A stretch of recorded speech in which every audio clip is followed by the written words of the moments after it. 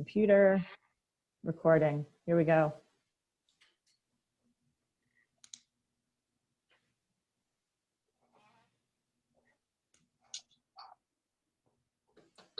And everyone's popping on the screen.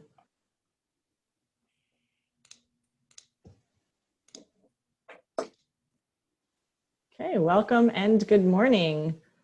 This is day 2 of the New York State Craft Brewers Conference presented by DWS Printing. Today's sessions are all presented by Marathon Energy. And this morning's session that you have now joined, which I thank you for doing, is positioning your brand for success. We have 2 presenters today. I'm super excited about having them both here. We have Glenn Clark, and he is with Crafting a Brand, which is based in Rochester, New York. And we have Leif Miltenberger, yep, with Hired Guns Creative. And these 2 gentlemen are really dialed into your industry, to the craft beer industry. I'll post links to their website in a moment. And when you immediately go on their site, their work speaks for themselves. So we're super lucky to have such branding experts with us today. The format of this session will be Glenn giving a presentation, followed by Leif giving a presentation, and then it'll be opened up for questions to either or both of these gentlemen. So please have your mics on mute, have your video cameras on. It makes it more fun. Feel free to chat with each other, and you are welcome to post questions in chat during the sessions that we will get to at the end. You ready to go, Glenn? I am. Okay. I just want to point out like how good they are at branding. They coordinated their outfits. Black t-shirt, black hat, glasses is like, that's how they showed up, right? It was like branding 101, right? Brand yourself in your presentation. Okay. I am going to make Glenn a co-host here. All right. We'll jump right into your presentation, Glenn, here. Hold on.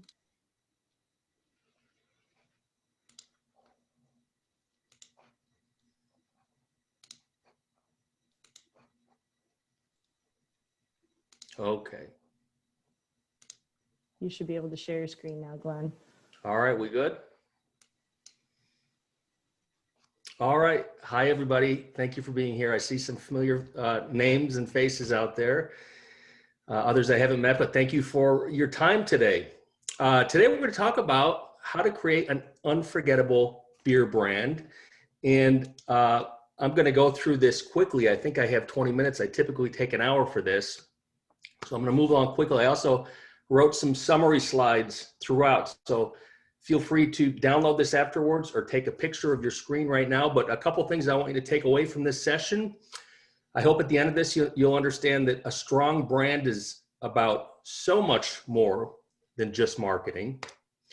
And that a strong brand is really the foundation of a healthy business that will evolve and grow into the future. So I think about branding, if I'm building a house, I think about branding as being the concrete foundation of that house. And then everything else, marketing and operations and your taproom experience and all of that stuff comes on top of the brand. So it's so important that you understand what a brand is and figure out how to tell your story to the rest of the world. I also want to give you new ideas here that you can take back to your team, exercises that you can take back to your team that I believe can fundamentally change how you operate your business. And more importantly, and this is really the gist of branding, these exercises will shape how your customers feel when they hear your brewery's name. So branding is really what people think about and what they feel when they hear your brewery's name. So I think every small business, every brewery has a great story. And branding is really about telling that story. I think so many small businesses and breweries although they have the best intentions, they don't tell the right story. I'll give you an example of that. So this is Honeoye Falls. If you live anywhere in Western New York, maybe you've been there. Very small, kind of antique Norman Rockwell kind of village. When I started my business in 2003, I had an office here on Main Street, and I was walking past one of these storefronts, and I saw some activity going on. So I walked in, introduced myself. He said, "Oh my gosh, you're a designer. That's fantastic. I just had a logo designed. Would you give me your opinion of this logo?" So he went out back and he came out with his, before we had digital devices, it was a piece of foam core with a cover sheet over the top of it. And I could tell that whatever he was about to show me, I could tell he just loved this logo. Okay, so I'm going to show it to you. I'm going to set the stage. Norman Rockwell, Main Street, America, right? Sepia tones, everything's antique and sort of old fashioned, no neon signs. This was his logo. And I miss being in front of all of you in person because this is where we all kind of laugh and look at each other. So we had issues, right? There were issues with this logo. What are the issues with that? First of all, it's not just about the visual, but it's the name, right? This name is going to inspire nobody. Doesn't every town have a Main Street coffee shop? So for starters, he has this name that's just the most generic name you could ever imagine. We also had, I'll call it a visual aesthetic, the design, the look and feel, the colors, right? All of that, it devalued the organization. So design matters, as you know, look and feel, labels, logos, all of that will tell somebody immediately, these people have their act together, or, man, this is kind of like amateur hour. So now what? He wanted to know what I thought of his logo. I said, take me back. What's your story? And all of you have a story. I want you to think about what is your story and how are you telling that? He said, that's a great question. He said, our Main Street coffee shop, we're going to have the most exceptional sandwiches and the best food for miles around. And we're going to have organic coffees and all sorts of special drinks and all that. This is going to be our menu. Everything's going to be fresh. We've got a small working farm on the outside of town with goats and pigs and chickens. We've got cows. We're going to serve the dairy product from our cows at the coffee shop. Isn't that an interesting story? Do you get all of that when you see this logo? You certainly do not. I helped him turn this all around and tell the right story. Because of this organic thing and these cows and all that, they were 2 cows, coffee and farm market. And now we think about, and again, I'll take you back to your brewery. Think about, how are you telling your story? How are you putting all of that out there to the world to see? In naming, colors, typefaces, stories, designs, social media content. Are you telling the right story about your brewery? Why was this the right story for 2 cows? Most of all, it's unique. There was nothing else like that. You've probably never heard of a 2 cows. It's visually distinct. It's easy to spell, pronounce, remember, and repeat. Super important. People noticed it and they wanted to be a part of it. Your brewery, do people notice it? And are they excited to be a part of it? And I all know you have people who come back over and over again. They love your brand. You've done the right things to make these people become super fans of your brewery. If these things aren't happening, then you want to think about your brand and the story that you're telling, and even sometimes rebranding, which Leif is going to touch on in just a couple minutes here. Branding matters to your bottom line. People spend more on great brands. Who would have ever thought 35 years ago, that was how you got water, right? You went to the faucet and you poured a glass of water. Flash forward to 2021, right? It's all the same stuff. But look what we've done, right? As marketers and as a consumer society to create stories for the liquid that's exactly the same inside of each and every one of those bottles. If they can do that with water, think what we can do with beer. Right? I have a headache. I'll spend 99 cents on that. I'll spend $3.99 on that. It's the same thing. One of them has a story. One of them has a brand that we trust. Do your customers trust your brand? Do they believe in everything that you do? When they do, right, you've reached the glory land. What is a brand? And Megan put a nice a written summary of a brand in the chat, right? But when I say Starbucks, Maxwell House, and Dunkin' Donuts, if I asked everybody to write down 5 words under each of these logos, guess what? There would be similarities across the board because they've all done such a great job of making you memorize what they're all about. Same liquid, right? Breweries, same liquid, so to speak, amongst all of your neighboring breweries. But how is yours going to be different, right? Obviously different kind of qualities here, but they're all beer, and we can all recite the same 5 words, I'll bet, or close to it, for Keystone Light, for Corona, and for Hill Farmstead. Jeff Bezos, Amazon, your brand is what other people say about you when you're not in the room. That's pretty awesome, isn't it? Your brand, so when you leave the room and you listen to 2 customers talk about their experience, what is that? Is that an awesome conversation, or do you not want to hear that? Because that's your brand right there.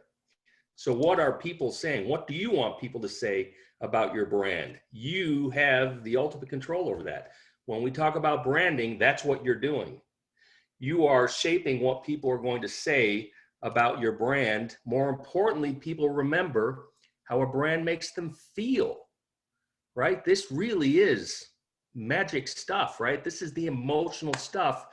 How do you want people to feel about your brand? What would you say to your friend about these brands? Again, you'd have very specific things to say. What feelings, how do you feel when you see that can of PBR? Where are you transported to when you see that glass of Guinness? And what are your memories around that first 16-ounce can of Heady Topper that you had? That's the power of branding. Your goal is to make your beer brand as easy to describe in words and pictures and feelings as these beer brands are. I hope you all get this reference. Maybe some of you won't. Maybe I'm aging myself here. In 2021, I do believe, and we've seen this play out, in 2021, if you build a brewery, they will come. But, right? But they won't keep coming back year after year if you don't give them a reason to, right? And think about, and we can all think of our own examples of the hot new brewery, right? That's super hot and all buzz about for 6 months or a year. But if you don't invest in a system to tell your story over and over again, that next brewery is going to open up and take the stage. The brewers that invest in their brand are those that survive for the long term. Some people think of brands as a logo, super important part of it, right? Or a label, right? Super important expression of your brand. More importantly, think about all of the other ways. We're going to talk about these, I'll call them consumer touch points. All the ways that people engage or see or interact with your brand, logo and branding, your website, festivals, your festival kit, merch, tap takeovers. I hope you take a picture of this screen. I'm not going to read them all. Your sponsorships, email marketing, brewery events, brand ambassadors, seasonal promotions, postcards that you send out to your local community, labels and packaging. These are all ways that you engage with your customers. And so I use this, we're going to do this exercise here in just a couple minutes. I'm going to keep moving here. I'm going to give you 3 exercises to take back to your team. One of them is a brand touch point wheel. You're going to fill in the blanks, but they might look something like this. we engage with we tell our story through our driveway and the exterior condition of the tap room, our takeout process on the website, and whether it's awesome or it sucks, our website, your social media channels, your labels, name and logo, the kind of music when I walk into your tap room, what kind of music do I hear, right? That's a decision. Your beer tender knowledge, right? When I asked about that IPA or that stout, did the beer tender have any idea what he or she was talking about? The tap room greeting. So how do you engage with your customers? You can affect, as the owner of a brewery or as an employee, you can affect, you do affect, for good or bad, each of these touch points. You want to create your own brand touch point wheel. We'll do this exercise in just a moment. Take it back to your team, figure out how you're engaging, and then how can you improve that? Okay, so we're gonna do, actually my next slide here, some exercises, take home exercises.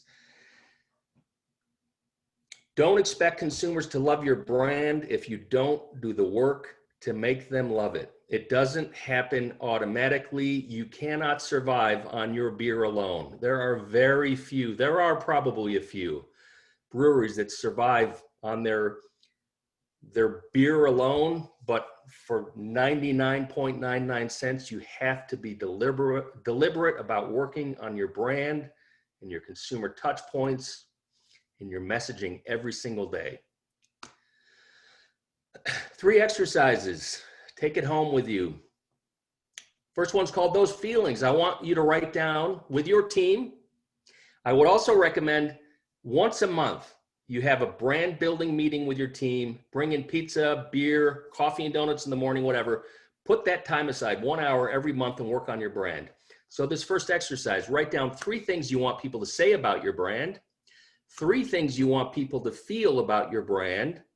Then I want you to poll your customers, however you choose to do it. There's so many ways to do that. And learn how close or far your customers say you are to these goals. And then put actions in place to change course or improve. The number one reason most small businesses fail in their marketing is that they don't execute. So they attend seminars like this, they get a bunch of great ideas.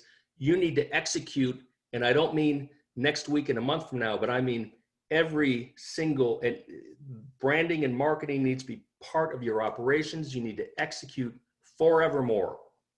So that's 1. Sorry for going so fast here. Number 2 is your brand touchpoint wheel. So create your own brand touchpoint wheel. There's the blank right there. Fill in the blanks with the consumer touchpoints that are relevant to your brewery. Determine specific ways to optimize and improve each of them. Write them down and assign them to specific employees. So give somebody this beer tender knowledge touchpoint. Give somebody your website touchpoint. Give somebody a social media touchpoint. Revisit on every other, oh, here we go, we're doing it twice a month now. Revisit at an every other Monday team meeting and measure your improvement. Third one, your one unique thing. Draw a circle on a map and write down all of the breweries within an hour. Write down the one most important thing that they're known for, right? We'll call it their differentiating characteristic. Write down your differentiating characteristics and determine what your one unique thing is. If you could be known for one thing, what is that going to be? Ideally, it's not going to overlap with anybody else. And then you own your own slice of the market. I'm going to wrap it up here. Think about the end. How will your story end? And I don't mean when you are gone from this planet, but have a vision about where you're going, right? And we see some celebrity brewers here and we see some everyday brewers here, but have a vision, have a plan, have a goal, have a roadmap. Ask yourself these important questions. Why did you start your brewery? What are you proud of? What do you need to work on? What are the critical things that aren't happening? How is your brewery different? And how does your story end, right? Where is all of this going? 5 things you should do in the next 30 days. Number 1, figure out your one unique thing. Number 2, we talked about this, host a fun monthly brand building meeting. Challenge your employees. Don't do this alone. Make them a part of this. Challenge your employees to help you create a great brand and let them do the work. Number 3, become even more local, connect, communicate, and show even more love now than before to your community. Number 4, invest time, money, and at least one person to make your website and social channels come alive every single day, because if they're not in your tap room, that's how you're going to engage with them. Number 5, don't go it alone. Join your state beer guild. Shout out to these guys for this conference and the awesome work that they do. Join your Chamber of Commerce and your regional tourism organizations. I really am going to wrap it up now. Remember these 3 things. Number 1, delivering quality beer is the most important factor in your success, but that's short term. Long term, your long-term success relies entirely on your ability to make a lasting impression on your customers through your branding, through your marketing, through your consumer touch points.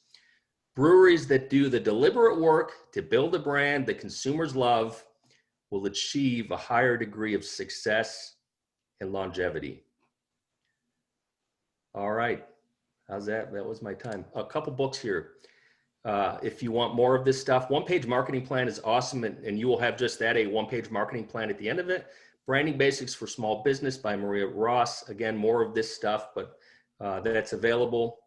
And quick plug, if you like this content, I have a Beer e-newsletter I publish every Thursday called 3 Things Every Thursday, and you can subscribe at 3thingseverythursday.com. An excellent newsletter. If you're not receiving it, you should. Thank you, Glenn. All right.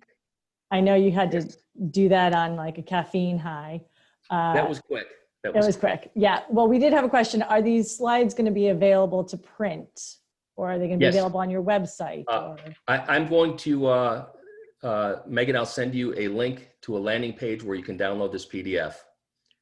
Okay, great. And then I can post send it out to the attendees. I will. The recorded content will also be available on our YouTube channel, which is New York State Brewers Association. And so we can put it in the description of the recorded content as well. Yeah. So thank you. Leif, are you ready? Sure am. All right. I'm going to make you co-host and you'll be able to share your screen. All righty.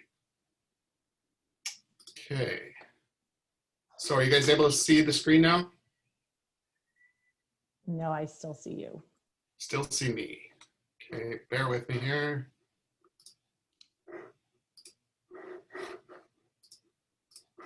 How about now? Yes. There we go. Okay, good stuff. Okay, good morning, everybody. My name is Leif Miltenberger. I'm one of the owners of a small, super focused design company called Hired Guns Creative. I'd encourage you to check out our website while I'm speaking here. The address is there on the screen, or you can hit us on your favorite social media platform. Our studio specializes in branding and packaging design for craft alcohol producers. It's a lot of breweries, some distilleries, and a few wineries. We're located in a city named Nanaimo in British Columbia on Vancouver Island, which is right across the water from Vancouver. Our clients are spread across North America. We've got breweries, wineries, distilleries, and everything else. We've been in business since 2008, and we've been focused on the craft alcohol industry since 2011. Our client split is roughly 65% beer, 20% spirits, 10% wine, and 5% other stuff.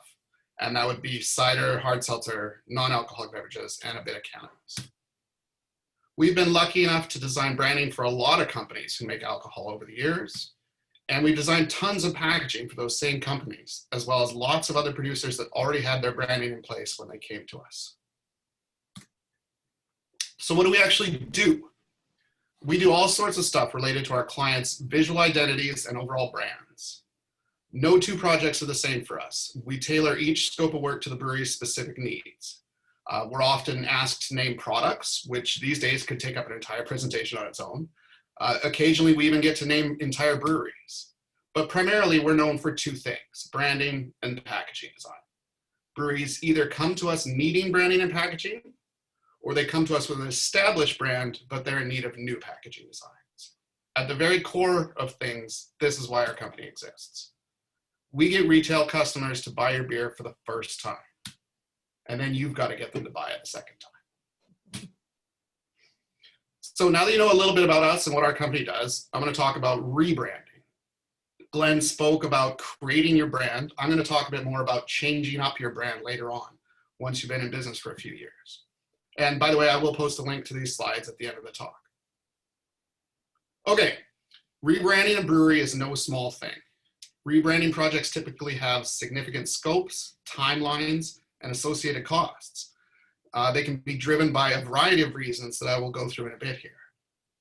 As a design firm that's focused on the beer industry, we've seen and participated in a number of brewery rebrands over the years, some more successful than others. There are two ways you can approach rebranding. You can do a full rebrand, or you can opt for a brand refresh. Rebranding typically involves tearing down your brand and carefully rebuilding it. A brand refresh is more moderate. It usually consists of subtle tweaks to the brand to bring it in line with changes in the market. The difference between the two approaches comes down to fundamentally changing your brand versus just updating it. So how do you recognize when it might be time to rebrand your brewery? Well, rebrands are usually meant to solve problems that are a lot bigger than just an outdated logo. Here are some problems and challenges that rebranding can help with. New product development. So this could be new products within your existing tiers, or you might be launching an entirely new tier of products. Or maybe your business model involves launching new products all the time. Unless you're locked into a really rigid packaging design system, the design of each new beer requires consideration. Also, new product launches can be used to stagger the launch of a company-wide rebrand if you can't afford to relaunch the packaging for all of your products simultaneously. Next up would be expansion. Maybe you're moving into distribution for the first time, or maybe you're starting to distribute in new regions, maybe even new countries.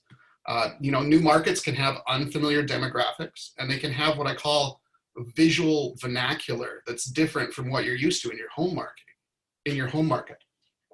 Messaging and visuals that resonate in your home market might not perform so well in other regions. Oh, also an alternative to trying to expand your existing brand into new regions, you might want to consider creating a sub-brand instead to go after new demographics within your current distribution footprint. Voodoo Ranger from New Belgium is a great example of this approach. You probably know New Belgium created this brand specifically to target the esports and gamer demographics, and it's doing really well for them. Okay, number 3, ownership change or corporate merger. I find that new owners almost always want to put their stamp on their new acquisition by rebranding it. Here's a big one. It might be time to evolve when your brand has become outdated, stale, or fragmented. Constantly releasing new products is fun and it can help build the buzz around your brand, but it can lead to brand fragmentation if you're not careful. Also, times change and your brand needs to change with them. It's possible that what you once thought was a good idea for a label could now be considered a bad idea. Here's a recent before and after of a beer called Naughty Neighbor. This is from an Ontario craft brewery called Nickelbrook. The new one's better, although the beer name doesn't make as much sense now that they've swapped out the pin-up art for the roller derby. There's an important side note to think about here as well.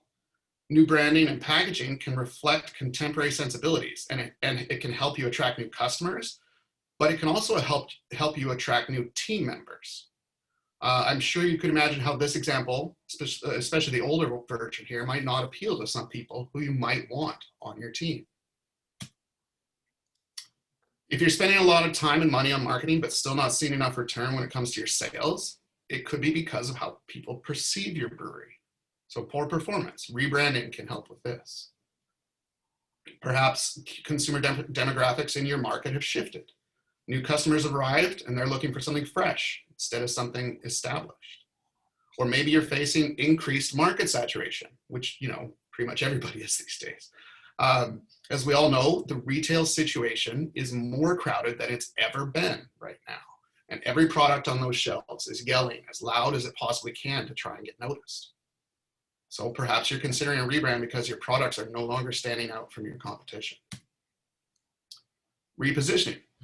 Maybe you launched your brewery with a focus on a specific style of beer, but your focus shifted after you realized that not that many people are going to be interested in that specific style. Or maybe you've decided they're going to narrow your focus and only make barrel-aged beers from here on out. I mean, these are extreme examples, but rebranding can be useful to help clarify and restate what your brewery is all about. And it's also worth mentioning here that repositioning can help a brewery overcome reputation issues if that's a challenge that you're facing. Perhaps you'd like to raise your prices. You know your products are worth more than what you're currently charging, but you find it difficult to charge what you're worth. Rebranding can elevate customers' perception of your brand, which can help justify a price increase. And last up is everybody's favorite, intellectual property conflicts. If you didn't do your due diligence when choosing your brewery's name, you might run into an issue where a trademark conflict forces you to rebrand your entire brewery. I mean, thankfully this is rare, but it does happen from time to time. If you're considering rebranding, but you do not have any of these issues, I believe that you should spend your time and money elsewhere. If you go into a rebranding project where you don't have any of these problems, I can tell you from direct experience that the project's probably not going to go very well. It's not going to have any urgency. It'll drag on longer than it should, and the end results will probably be a little underwhelming. You might not even make it through the project. We've seen that happen too. So in terms of our direct experience, a lot of our work is with startup breweries because the market in Canada has gone through an explosion of startups in the past 10 years. But we've also rebranded 12 clients over the years. And their reasons for rebranding come straight out of the previous list that I showed you. I'm not expecting you to read all this chart. It's the reasons section that I want to highlight here. You've got expansion, ownership changes, brand fragmentation, performance. All of these are straight off of that previous list of reasons. So when is it a bad time to rebrand? Well, it's important to mention that not every problem or challenge a brewery might face can be solved by rebranding. I mean, you really need to be aware of the problems you're trying to solve when you embark on a rebrand. That's the only way you're going to be able to measure how effective the rebrand was. It seems kind of odd to me that I have to say this out loud, but rebranding is not going to make your beer any better. Boredom is another reason that can drive breweries to rebrand. You know, it seems like after about 3 years, the brewery's internal marketing team or the marketing agency that they work with, or the brewery's advisors, people get bored and they start to tinker. The problem is about 2 or 3 years in is precisely when a new brand has really started to seep into the public consciousness. I would argue that that's exactly when a brewery should become more consistent and not less consistent. And one final reason that is not a good reason to rebrand is if your designer decides to quit and moves to a small island to raise alpacas for a living. You know, that actually happened to one of our clients. In this situation, you should look for a designer who's good enough that he or she can step into your existing brand and pick up where the last designer left off without your customers noticing. I really don't think you should let an external circumstance that's out of your control like this one dictate a crucial business decision like rebranding your brewery. Okay, so I've talked about the reasons breweries often have for rebranding, both good and bad.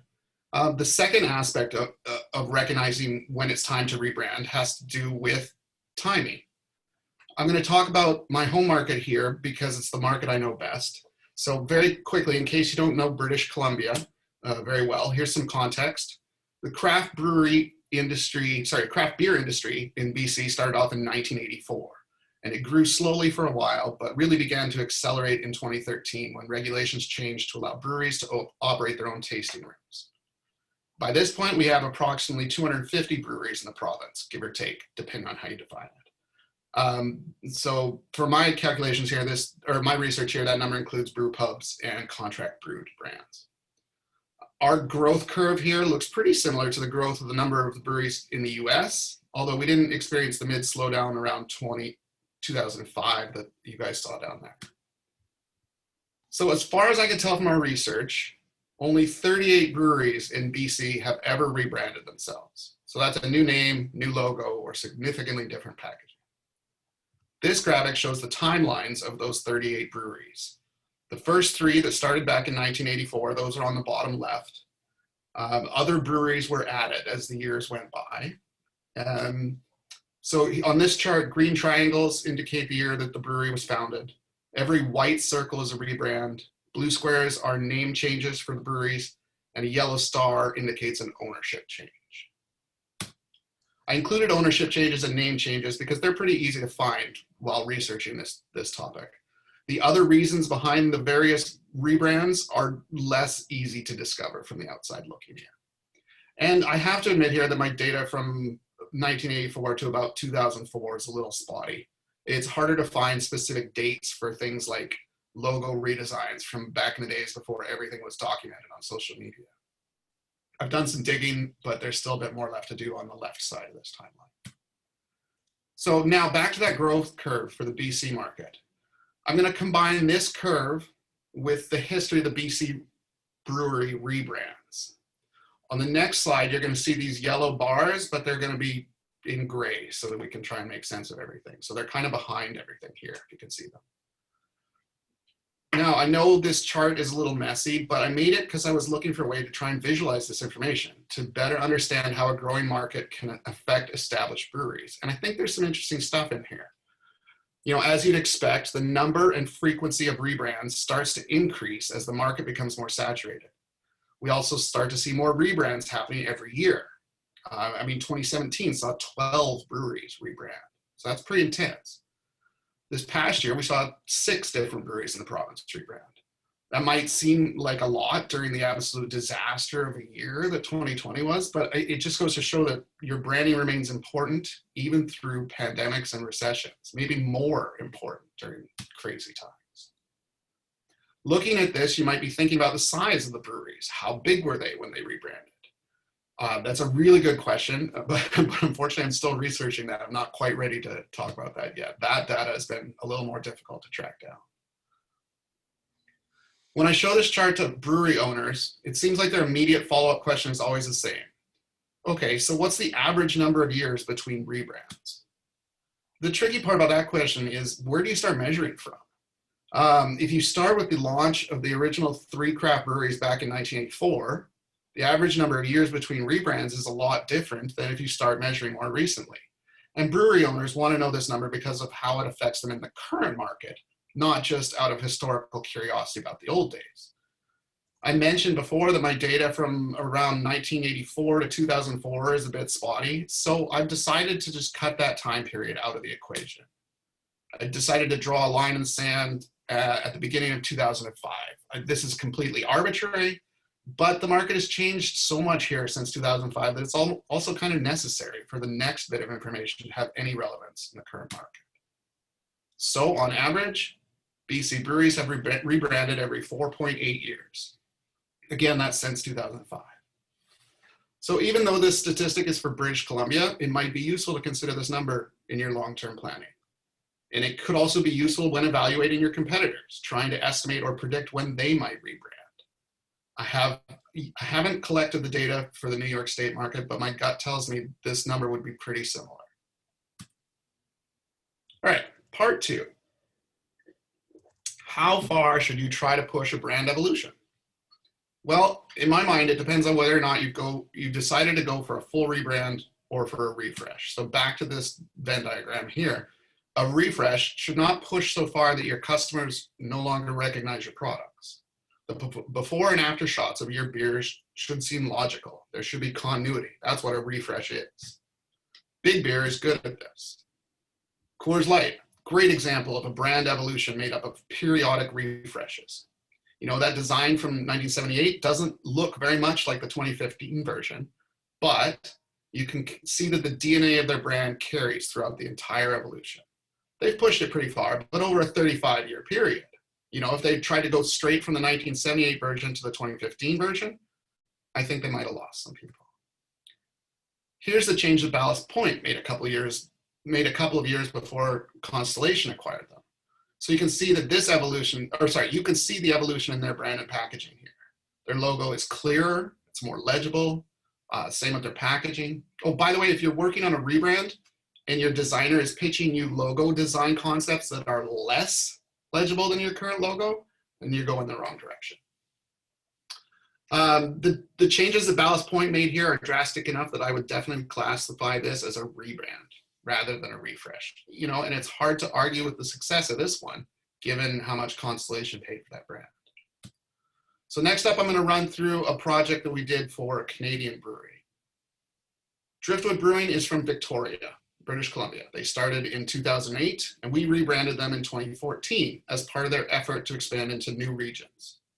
This is their original logo, which they did not let us change. And these are their original labels. By the time we started working with them in 2014, their brand had become very fragmented. They had opted for what we call a fully custom approach to their packaging design, and this is where every label is almost completely different from every other label. One of the biggest challenges with this approach is keeping your brand from getting fragmented, and they definitely struggled with that. The only consistency across their product lineup at this point was their logo, the square shape of their labels, and the fact that they had stuck exclusively to the 22-ounce bomber format. For the rebrand, Driftwood did not want to change their logo or the names of their existing beers. And they wanted to hold on to some of the subject matter from their original labels, but everything else was up for grabs.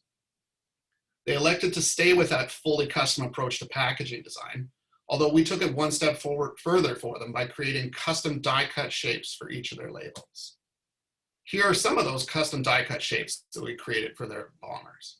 The one on the bottom left, that was the very first label we did for them. You can see the die-cut shape isn't very crazy on that one. We were kind of testing the waters there, seeing what would work, both aesthetically and making sure the labels would apply smoothly on their bottling line. Here's some more we did for them. You know, the glue that holds this brand together at this point is intense illustration, sophisticated custom typography, and those unique die-cut shapes. It's kind of ironic, but creating custom dies for each label actually ended up helping tie their brand together rather than causing it to fragment. At this point, Driftwood pretty much owns the custom die-cut look in their home market. And I think that's because other breweries don't want to seem like they're trying to copy Driftwood. These labels are from their Bird of Prey series, which is their tier of barrel-aged sour beers. Each new release in this tier gives us the chance to draw a new badass bird, which is pretty fun. This one's my favorite because it stares at you from across a liquor store. In late 2017, 3 years after we started working on their rebrand, Driftwood made the decision to add a canning line. As this was their largest expansion yet, they needed to make sure their packaging for their cans was as effective as their bomber labels. They opted to package their core beers in secondary boxes for the 4-packs of the tall boys and 6-packs for the 12-ounce cans. We extended the bomber label designs to take advantage of the larger canvases that those boxes gave us. So, how did the rebrand work out for Driftwood Brewing? Well, it's hard to measure exactly how much of their success has come directly from the rebrand because there were a lot of factors that influenced their growth around that time. They expanded their sales team, expanded their production capabilities, they started working with larger distributors. There are a lot of moving pieces that affected their growth, but they managed to grow their sales by more than 10% every year since then. And, you know, bear in mind, 2014 was right around the time when competition in the BC market really started accelerating. There's no question that their rebrand played a large role in their expansion, especially when it came to helping them crack open some new markets. This rebrand pushed the Driftwood Brewing brand quite a bit. Did it push it too far? I think definitely not. This is another case study that I was going to run through, but I'm running out of time, so I'm going to skip through it. Sorry about that. Like I said off the top, rebranding your brewery is no small endeavor. And because it's such a big deal, I believe that it's really important to study other brewery rebrands so that you can learn from them. Not just learn how to succeed, but also how to spot potential pitfalls. You know, generally I don't like talking negatively about other designers' work. It's impossible to know everything that went on behind the scenes of a rebranding project. That being said, I can't talk about this subject in British Columbia without talking about the 2017 rebrand of Vancouver Island Brewing. So the brewery has spoken about this publicly now. They owned up to this mistake and they got rid of everything that wasn't working. And when you talk to them about it now, it really feels like the hurting has stopped, which is why I feel comfortable discussing it publicly. So for some context, by 2012, Vancouver Island Brewing had been in business for 28 years. They were one of the top 5 breweries in the province. Their look and feel was pretty typical of regional BC breweries at that time. They employed visual cues that spoke to the brand's heritage. They utilized imagery inspired by the dramatic natural environment of BC's West Coast. And their packaging was very consistent across their core beers. In 2015, they made a brand refresh and a fairly logical update to their packaging. Their choice to move to a black and white version of their logo made it feel fresher without requiring any other design changes. And their packaging update shed some of the heritage look and leaned even further into the dramatic coastal imagery. In 2017, the brewery was sold, and the new owner hired an agency to give his new acquisition a fresh look. The end result included a new logo that's now referred to as the VI hexagon, or the 6 logo. They ditched the orca whale completely, which had been a key brand element for them for a very long time. The new packaging was very bold and very minimal. They stopped using coastal imagery.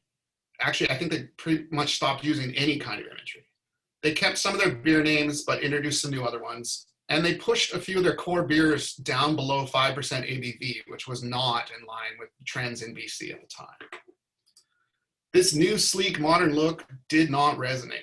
And I'm fascinated why that is, because the execution here is pretty well done. You know, the concept's tight, the packaging was high contrast and impossible to miss on a retail shelf. But it just wasn't right for them. Their loyal customers from Vancouver Island felt like the brewery had abandoned them, like the brewery was chasing the urban Vancouver mainland market and ignoring the people who had bought their beer for the past 33 years. Exactly 1 year later to the day, the brewery pulled back everything and launched a completely new look. So this would be their 4th look in 10 years. This time, their branding retained the high contrast blue and white and color scheme, but they reintroduced the orca whale. They also returned to using illustrations of coastal scenery on their packaging. Overall, it's a bit of a return to what had worked for them in the past, but with a more contemporary style. And it definitely feels more like the island, as we call the Vancouver Island. You know, as far as I can tell, it seems to be working for them. Personally, I like the new logo. The illustrations aren't quite the way we would have gone with it, but it definitely feels more authentic to Vancouver Island, which is the biggest thing that the previous version of their brand was lacking. And they're stretching out in interesting ways. The most recent update to their mix pack, they call the Pod Pack. This contains 4 collaboration beers made with smaller breweries from around Vancouver Island. The carton and the cans have this striking orca design, and the carton's even got that little pop-up dorsal fin on it, which is pretty cool. And they're donating a portion of the profits from this to support salmon research, which is, you know, is what the orcas eat. So from what I can tell, this has gone over very well in the BC market and generated a lot of positive press and goodwill for the brewery. My biggest takeaway from this case study has to do with remembering who your audience is. When you're planning and executing a rebrand for your brewery, you have to remember that it's not just for you. If you're not considering your audience, you run the risk of losing them. So, in closing, the amount of time between brewery rebrands is decreasing as the market more matures. Also, very few craft breweries employ the strict model of set it and forget it with their brand anymore. You know, some breweries even use an approach of constant evolution where their brand is always in motion, always changing. And actually, I'd encourage you to consider that model because it removes any worries about your brand ever becoming stale. The craft beer market in North America is open and receptive to brands that experiment and change things up all the time. It's also forgiving for breweries that mess up and then correct their mistakes. From what I can tell, not all consumer packaged goods industries are like this. So I recommend that you celebrate this luxury and indulge in it. Thank you very much for listening. If you want a copy of the slides, there's a link there, and I can send that to Megan as well. You can just post it in the chat if you would, Leif. Oh, okay, sure. Just a second. That'd be great. Thank you. No problem.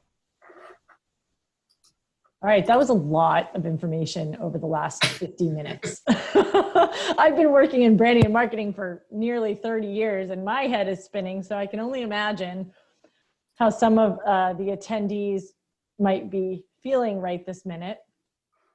Does anyone want to offer any questions to Leif or to Glenn? Okay. If you do, you can just unmute yourself and chime in. Sorry, Megan, am I still sharing my screen here? Yeah, it's black. Okay, I'm just trying to figure out how to fix that. There's a share screen button at the bottom, Leif. Yeah, I'm in some different view mode. All I can see are thumbnails. I can't see the controls. Oh, there we go. Cool. Okay, this is Paul from Square Knot. Hi, Glenn. Hi, Leif. How are you? Hey, Paul. Just had a question for you. So let's say we're looking at expanding our brewery and maybe adding a kitchen or something else along those lines. Would you recommend just keeping the name like Square Knot Brewing, or adding like Square Knot Brewing and Grill or and whatever, if we're adding additional services in there so that for the marketing portion of it, or just keep our faithful brand, the Square Knot Brewing, if we're adding something additional, and just keep it that way at a new location, whatever we're going to do? Yeah, I always vote for simplicity, Paul. I think a lot of people either ask the question or have the expectation that they can get food at a brewery. So as soon as you add grill to it, you're really beginning to reposition the idea of what your brewery is all about. So, I mean, part of that comes back to what is your long-term goal for your business? If it is to be thought of first and foremost as a brewery, I would not add a descriptor to it.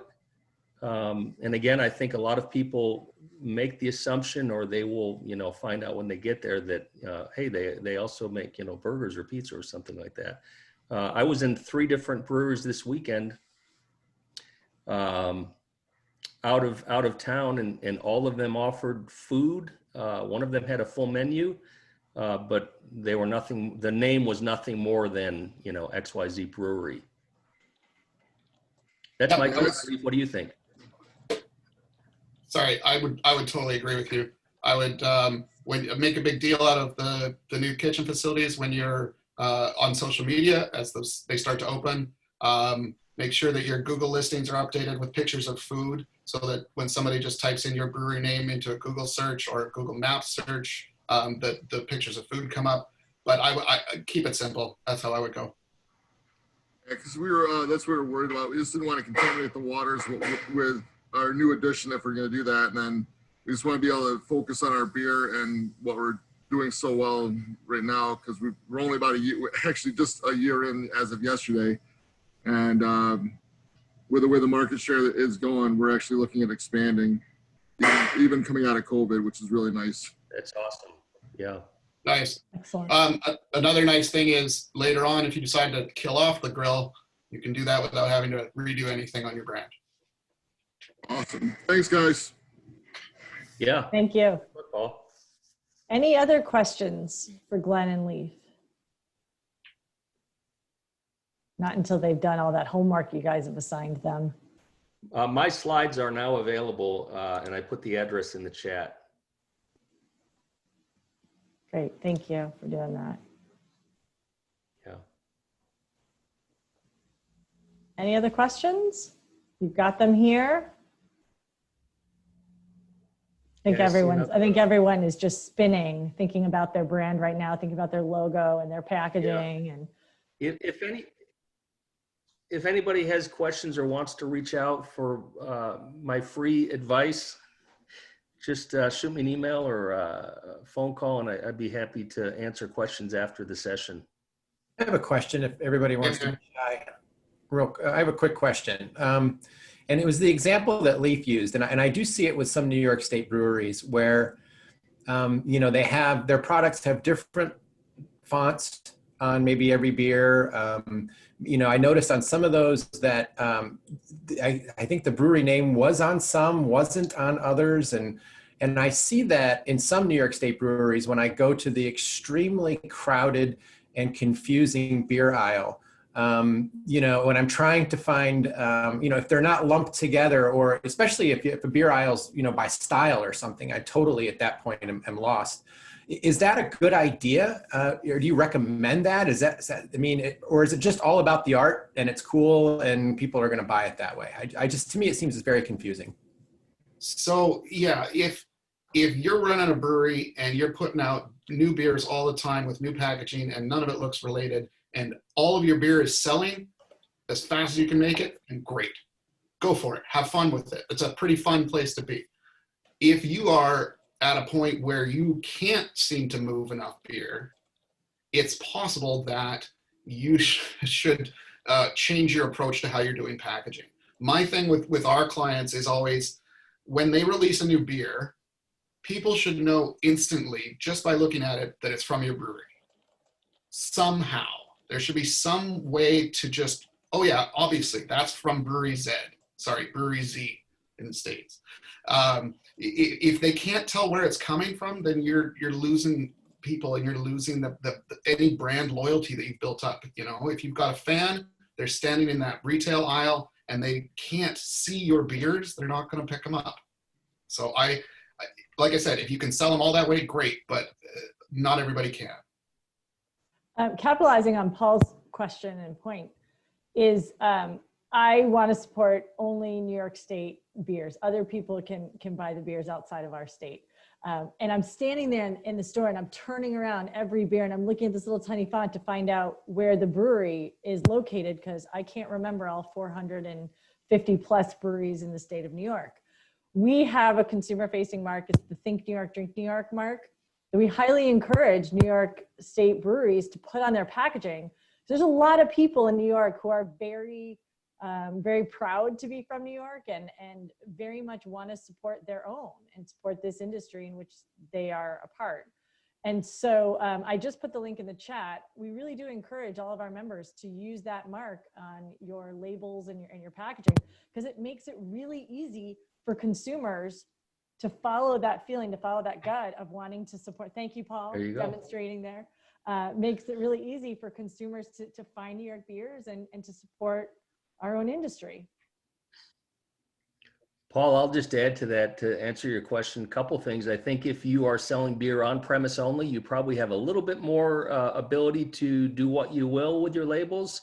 I think as soon as you're in distribution, you're at Wegmans or something like that, you really need your brand to stand out, to be legible. And how often have we seen on social media a picture of an awesome beer label, but the name of the brewery is, you know, buried on the other side, or it's in, you know, 6-point type. What a lost opportunity on Instagram or Facebook to say, wow, what is that? And you have to go searching, and we all know nobody searches. They flip by it. And, you know, I think more often than not, you want your, that can is a billboard for your brand. So, you know, I would always lean towards making the logo more heroic, or at the very least, highly visible.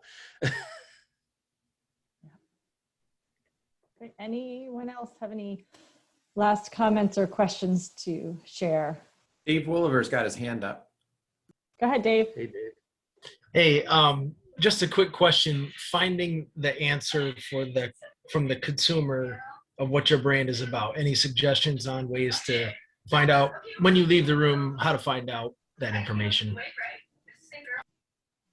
Social, Facebook, poll, social media, a contest, answer our questionnaire.